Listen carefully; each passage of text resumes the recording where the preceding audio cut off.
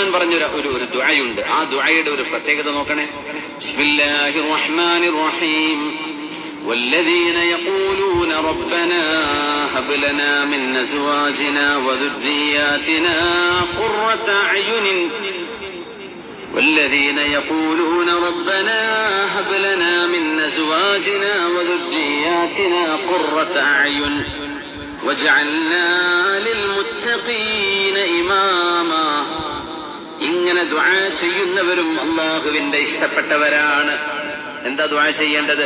റബ്ബനാ, ഞങ്ങളുടെ രക്ഷിതാവായ അല്ലാഹുവേ. ഈ ദുആ പഠിച്ചു വെക്കണേ. റബ്ബനാ ഹബ് ലനാ മിൻ അസ്വാജിനാ വദുർരിയാതിനാ, ഞങ്ങളുടെ ഭാര്യയിലും, ഭാര്യ പറയാണെങ്കിൽ ഭർത്താവില്, സൗജ് ആണിനും പെണ്ണിനും പറയും. അല്ലാഹുവേ, ഞങ്ങളുടെ ഭാര്യയിലും ഭർത്താവിലും, വദുർരിയാതിനാ, നീ ഞങ്ങൾക്ക് നൽകിയ മക്കൾ, നൽകാൻ പോകുന്ന മക്കള്, അതൊക്കെ അർത്ഥമുണ്ട് അവിടെ. ഞങ്ങളുടെ എന്റെ മക്കളിലും എന്റെ ഭാര്യയിലും, ഒരു ഭാര്യ പറയുകയാണെങ്കിൽ എന്റെ ഭർത്താവിലും എന്റെ മക്കളിലും നീ എനിക്ക് നൽകണം. എന്ത് നൽകണം?